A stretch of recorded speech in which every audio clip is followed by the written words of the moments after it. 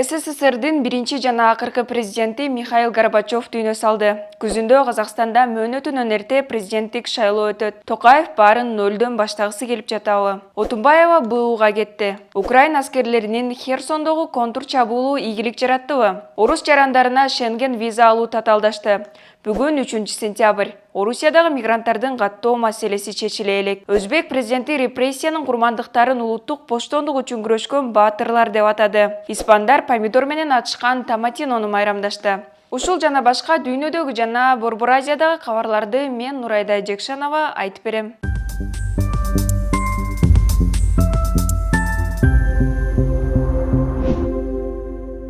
СССРдин биринчи жана акыркы президенти Михаил Горбачев 91 жашында узакка созулган оорудан улам каза тапты. 1985 жылы Горбачев КПСС-тин Борбордук комитетинин баш катчысы болуп, 6 жыл катары менен бийликте турган. Ага чейин Советтер Союзун Леонид Брежнев, Юрий Андропов, Константин Черненко башкарып турган. Ал эми Горбачев бийликке келери менен масштабтуу реформалоого кадам таштаган. Бул убак кайра куруу жылдары экени баарына маалым. Экинчи дүйнөлүк согушта экиге бөлүнүп калган Германиянын биригүүсүнө, эң негизгиси жарыша куралданууга себеп болгон кансыз согуштун токтошуна жана өтө кооптуу делген өзөктүк куралдарды чектөөгө салымы бар делген Горбачев, убагында чыгаан жазуучу Чыңгыз Айтматов уюштурган Ысык көл форумуна Кыргызстанга дагы келип кеткен. 90-жылы Горбачев Ауганстандагы совет аскерлерин чыгарып кеткендиги үчүн Нобелдин тынчтык сыйлыгына татыган. Бирок постсоветтик өлкөлөрдө Орусияда Горбачевту Советтер Союзун ыдыраткан деп күнөөлөгөндөр да бар. Кайра куруу жылдарында Горбачев мурунку башчылар түптөп кеткен цензура алсырап, ачык айкындуулук саясаты башталган. Бул жалпыга маалымдоо каражаттары үчүн чоң революция болгон. Сөз эркиндиги күчтөнүп, ММКда бийликти сындоо ошондо калыптанган. Демократияга жол ачылган.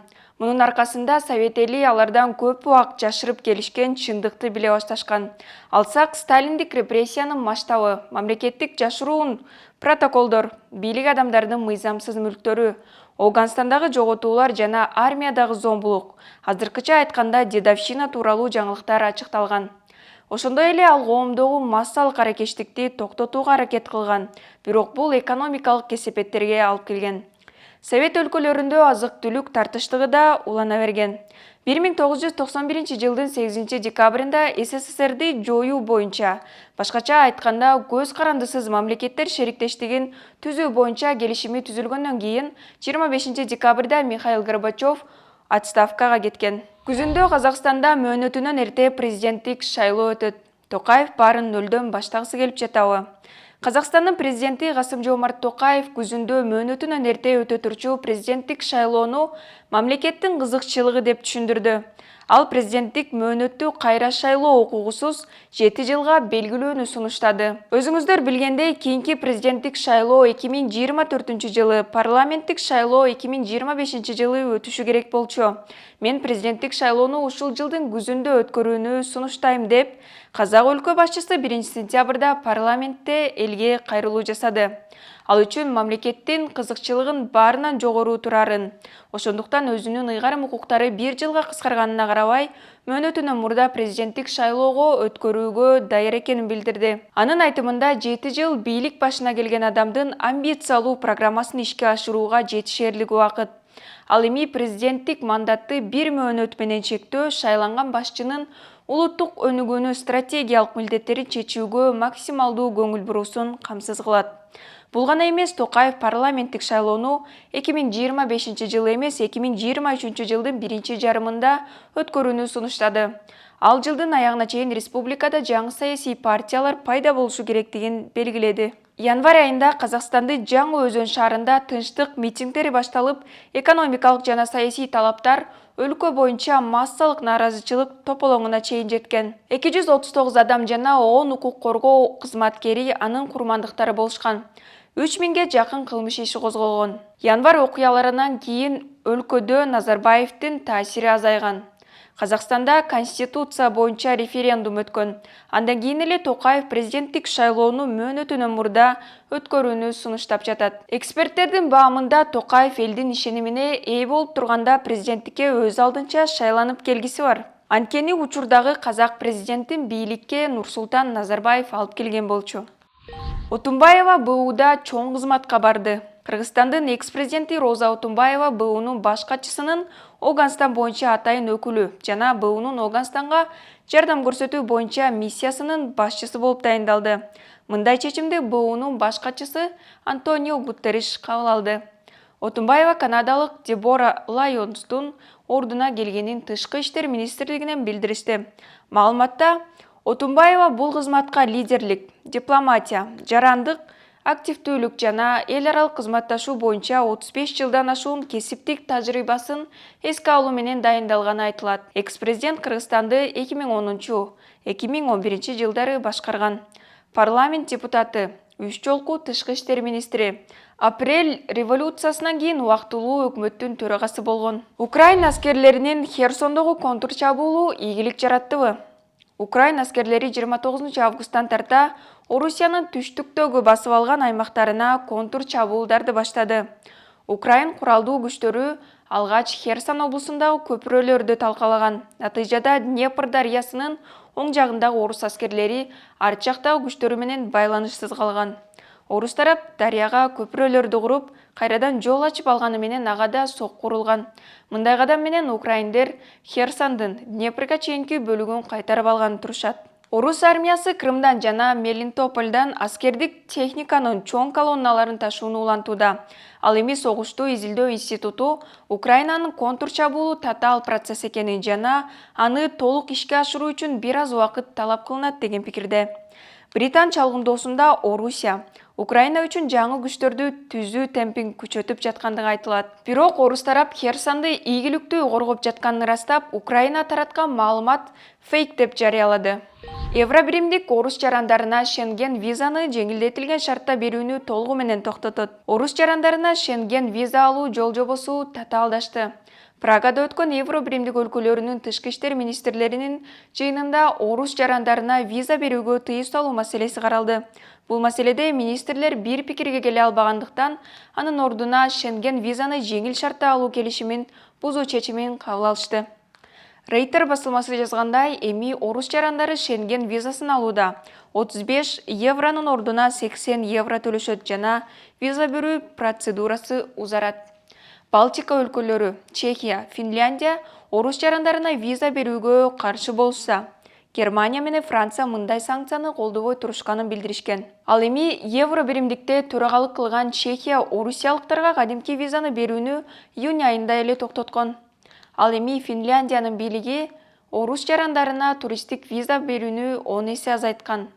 МАГАТЭнин эксперттери Запорожье атомдук электр станциясына барды. Атомдук энергетика боюнча эл аралык агенттиктин башчысы Рафаэль Гросси анын миссиясы атомдук аварияны алдын алуу экенин белгиледи. Эксперттер тобу АЭСте бир нече күн болушту. Эми алар согуштук аракеттердин жүрүшүндө атомдук электр станциясына келтирилген зыянды баалап жатышат. Келгенден бир нече саат өткөндөн кийин Гросси агенттиктин кызматкерлери АЭСке алгачкы баа берүү иштерин жүргүзүшкөнүн, эми алардын айрымдары мындан аркы изилдөө иштерине калаарын билдирди. Украинанын Энергоатом мамлекеттик компаниясынын маалыматы боюнча, делегациянын 5 мүчөсү станцияда калган жана алар 3-сентябрга чейин АЭСте болушат. Ал эми Гроссинин өзү станциядан чыгып кеткенден кийин АЭС жайгашкан Энергодар районунун калктуу конушу аткыланган.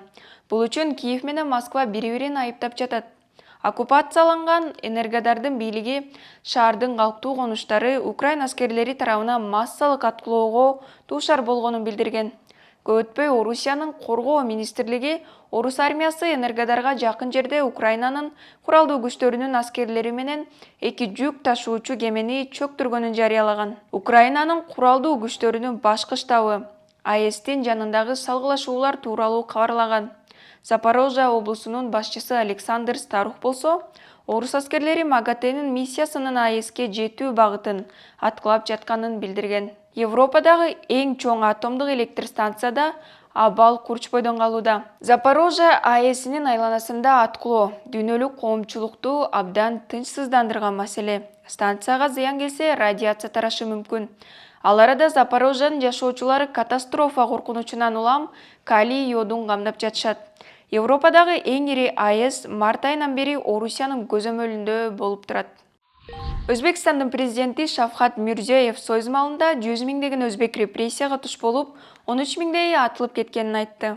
Өзбек президенти 31 августта Союз режиминде элдин байлыгы, улуу баатырлар репрессияга туш болуп, атылып кеткенин эске салганы талкуу жаратты. Өз сөзүндө Шавкат Мирзиёев эгемендүүлүккө жетүү оңой болгон жок. Биздин аталар буга 100 жылдан ашык убакыт мурда аракет кылган деди.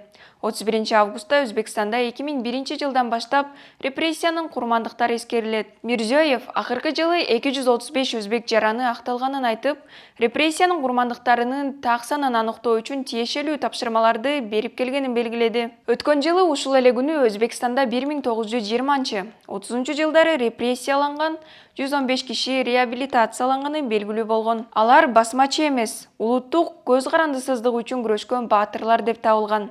Анда Мирзиёев дээрлик 100 жылдан кийин акыйкаттык орногонун, улуттук боштондук үчүн күрөшкөндөрдүн реабилитация кылууну улантуу керектигин айткан. Кыргызстандан 40 миңге чукул киши 1937-38 жылдардагы сталиндик репрессиянын курмандыгы болгон.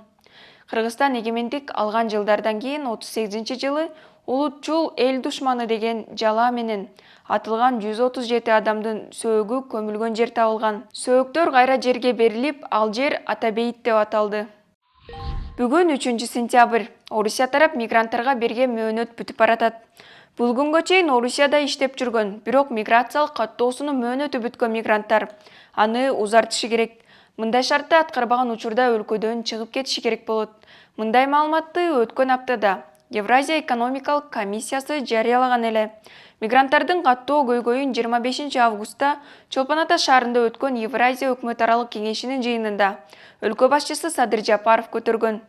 Ошондой эле маселени парламенттин 1 сентябрдагы жыйынында депутаттар да көтөрдү. Бирок алигиче каттоо маселеси чечиле элек. Эгер чечилбесе, бүгүнкү күндөн баштап Орусиядан 10 миңдеген кыргыз мигранттары чыгып, кайра кириши керек болот.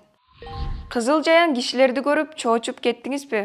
Бул Испаниянын Буньол шаарындагы Томатина майрамы. Адатта Индиядагы түстүү боектор менен атышкан Холи майрамын эле көрсөк керек.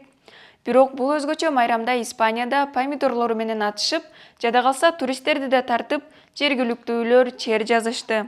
Испандар майрамды пандемиядан кийин алгачкы жолу майрамдап жатышат. Сагынып калышса керек. Ага 20 миңден ашык адам катышып, 130 тоннадан ашык помидор менен атышуу 1 сааттан ашык убакытка созулган. Майрам жыл сайын жай айынын акыркы күндөрү майрамдалат жана ага көчөдө каалаган адамдардын баары катыша албайт. 10 евродан төлөп билет сатып алышат экен.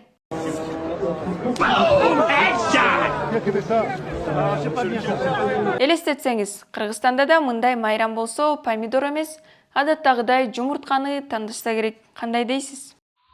Бул жумадагы маанилүү кабарлар ушулар болду. Эмки апта аягына чейин көрүшкөнчө.